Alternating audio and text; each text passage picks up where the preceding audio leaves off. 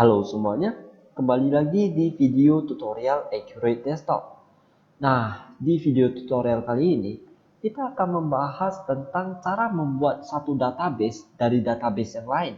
Atau kalau di video kali ini, saya akan umpamakan itu adalah database cabang. Nah, dan setelah kita membuat database cabang, nanti kita akan melakukan export import transaksi dari satu database ke database yang lain. Oke. Nah, jadi kita akan menganggap database saya ini yang sekarang ini database.gdb ini adalah database pusat. Nah, jadi kita akan membuat satu database cabang. Nah, kita langsung saja caranya untuk membuat database cabang itu dari bagian berkas dan di bagian dua paling bawah. Dua dari paling bawah itu ada buat data cabang baru. Nah, dari sini kalau kita klik, kita bisa membuat satu data cabang yang baru. Nah, simpan ke. Nah, simpan ke ini kita harus isikan nama untuk database kita. Kita buat saja ini adalah cabang 1. Oke. Nah, dia juga ada kasih kita pilihan data. Kita mau import pelanggan atau import pemasok. Nah, pilihannya hanya dua, jadi adanya import pelanggan atau import pemasok saja. Nah, untuk transaksi dan ya lain-lain itu itu semuanya tidak ikut. Yang ikut hanya yang kalau Anda centang pelanggan ya berarti pelanggannya nanti akan masuk ke data cabang yang baru juga. Kalau import pemasok ya halnya sama. Dan yang masuk ke data cabang baru itu palingan yang bagian penting-penting saja yaitu akun-akun besar, oke. Data-data akun. Nah, jadi setelah kalian siap membuat namanya serta memilih pilihan datanya, kalian tinggal klik export.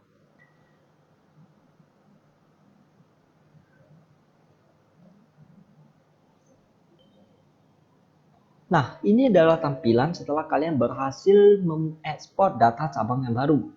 Nah, akan ditulis satu informasi yaitu cabang baru telah berhasil dibuat pada localhost titik. Nah, untuk yang belakang ini, kalian kalau tidak bisa mengingatnya, kalian usahakan screenshot. Nah, atau memfotonya agar kalian ingat, karena ini adalah lokasi data cabang kalian. Mana tahu kalian lupa atau apa, oke? Nah, setelah kalian mengingatnya, kalian klik OK. Oke, nah setelah itu saya akan membuka data cabang yang baru ini. Saya akan buka Accurate yang baru.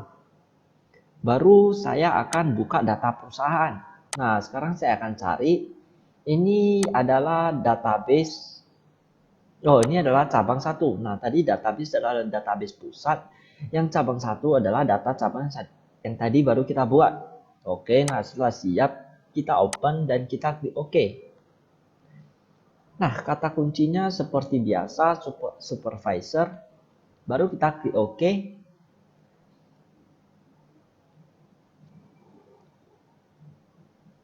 Nah, kita masuk ke data cabang. Nah, sekarang kita akan buat satu transaksi di cabang ini. Nah, jadi kita akan mempelajari bagaimana cara mengekspor transaksi dari data cabang dan kita mengimport kembali ke data pusat kita yang tadi. Nah, jadi kalau ya kita bicara bahasa sederhananya itu kita ambil file Accurate, kita ambil file transaksi Accurate yang ada pada cabang dan kita masukkan ke data pusat. Ya, itu adalah bahasa sederhananya. Ya, kita langsung saja. Kita ke bagian penjualan. Contohnya kita melakukan pembelian saja, kita buka faktur pembelian. Nah, di sini kita akan melakukan suatu pembelian, kita akan pilih pemasok umum. Nah, pemasok ini adalah tadi yang kita import dari database pusat. Nah, sekarang kita isikan invoice number-nya, kita mulai dari 001 dan untuk itemnya sendiri ada anak ayam beserta telur. Di sini kita akan membeli anak ayam saja seharga 50.000 satunya. Oke, mahal. Jadi kita belinya itu 5. Ya, harganya berarti 250.000. Sekarang kita simpan dan tutup. Kalau kita cek di bagian daftar dan di bagian pembelian dan di faktur pembelian, kita sudah ada satu transaksi. Nah, tanggal ini pemasok umum. Nah, ini tadi kita beli sebanyak 5 ya. 5 anak ayam. Jadi totalnya seharga 250.000. Nah, sekarang kita mau mengcopy transaksi ini dan memasukkannya ke database pusat. Agar mungkin nantinya di database pusat kalian bisa tahu laba rugi kalian secara total semua cabang. Oke. Sebelum kita mentransfer transaksi ini ke database pusat, kita buka dulu di bagian persiapan dan di bagian preferensi. Bukan. Info perusahaan. Nah, di bagian info perusahaan yang paling kanan ini ada ditulis yaitu ID cabang. Nah, kita lihat ID cabang pada cabang ini. Oke, cabang 1 itu adalah 148. Oke, angka awalnya 148. Sekarang kita akan balik ke database pusat kita. Kita lihat di bagian ini. Oke, nah ini adalah database pusat kita. Kita akan lihat lagi di cabang ID kita atau ID cabang kita. Nah, depannya ini 988. Nah, berarti ID cabangnya itu berbeda-beda setiap database-nya.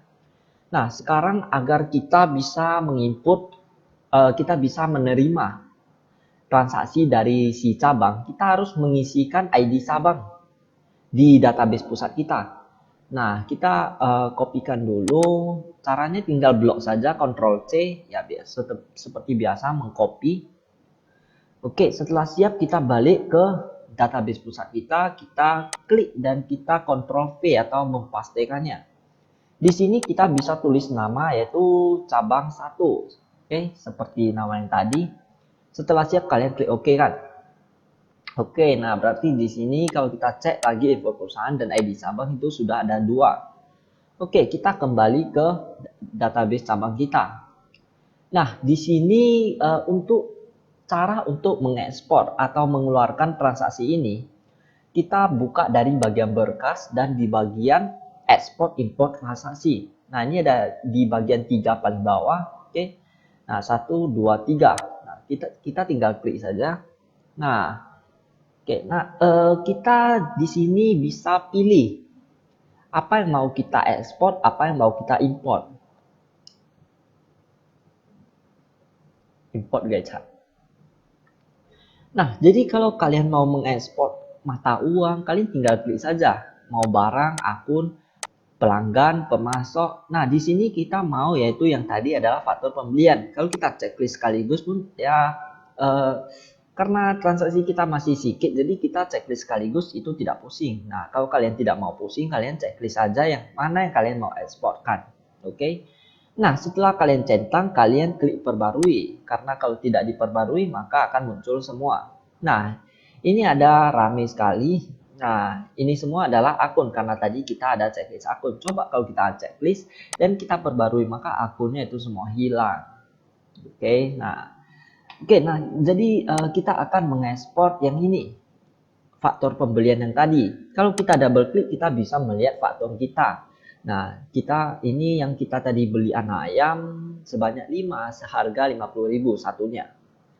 Nah, kita add kembali. Oke, kita sudah yakin ini yang mau kita ekspor, kita checklist. Oke, nah kita checklist di sini dan kita pilihnya ekstrak data terpilih. Nah, ekstrak data terpilih ini maksudnya ya sama saja dengan ekspor. Nah, kalau kita klik ini, dia akan membuat satu file XML atau ya biasa file dalam Accurate. Nah, kita bisa tulis namanya ini.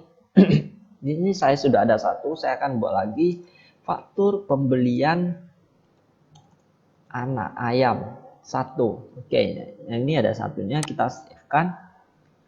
Baru kalau dia ada tulis extra data selesai, berarti kita sudah bisa mengimportnya dari database pusat.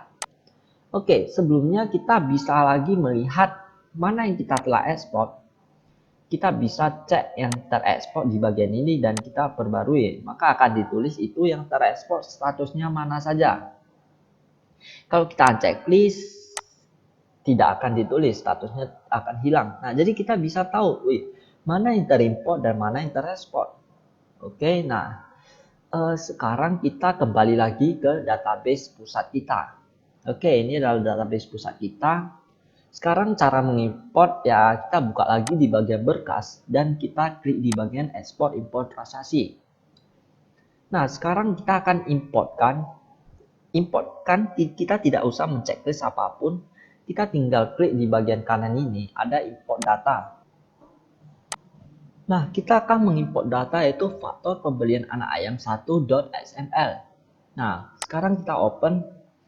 Nah, ditulis 0 data terimport dan 1 data gagal terimport. Kalau kita klik OK, import data selesai, kita cek di history export import kita. Nah, ini artinya import data kita itu gagal. Nah, kenapa kita gagal? Coba kita lihat dulu kesalahannya. Ditulis nomor 1000 itu sudah ada. Nah, coba kita cek dulu untuk semua, kita perbarui dan kita cek nomor 1000 di faktor pembelian pusat ini sudah ada. Nah, kalau kalian tidak mau bentrok dengan data cabang, kalian harus konfirmasikan dulu untuk nomor form number-nya. Nah, jadi kita akan balik ke bagian cabang kita. Nah, ini adalah bagian cabang kita. Dan kita akan lihat dulu yang tadi kita ekspor dan kita perbarui. Nah, di bagian ini. Kita double klik dan di form number kita ini 1000. Nah, sekarang kita akan ubah agar tidak sama dengan form number di data pusat. Kita akan mulai dari 10.000 saja. Sekarang kita simpan dan tutup lagi. Nah, coba kita eksporkan lagi. Kita cari dulu pembelian kita. Oke, barui. Nah, di sini kalau kita ekspor lagi, kita harus select dulu dan kita ekspor lagi. Ya, kita savekan. Ekstrak data selesai, baru kita balik ke data pusat kita. Dan kita klik bagian import. Kita klik lagi faktor pembelian anak ayam 1.xml. Setelah siap kita openkan dan akan ditulis 1 data terimport, 0 data gagal terimport. Nah, sekarang kita kalau cek lagi history export import kita itu sudah ditulis sukses. Nah, sekarang kita cek di bagian pembelian kita di faktor pembelian. Nah, yang tadi pembelian ayam kita sudah ada di bagian ini. Seharga tadi total harganya 250.000. Kalau kita double klik akan ditulis 5 ayam yang sudah kita beli. Nah, kalau saya kembali ke bagian export import dan saya mau cari yang bagian terimport, kita bisa lihat kita ada checklist bagian terimport dan kalau kita perbarui ini ada ditulis tipe data terimport. Oke, nah semoga video ini membantu Anda dalam pembelajaran Accurate Desktop. Like video ini kalau membantu dan dislike kalau masih ada kekurangan dalam penyampaian kita. Terima kasih.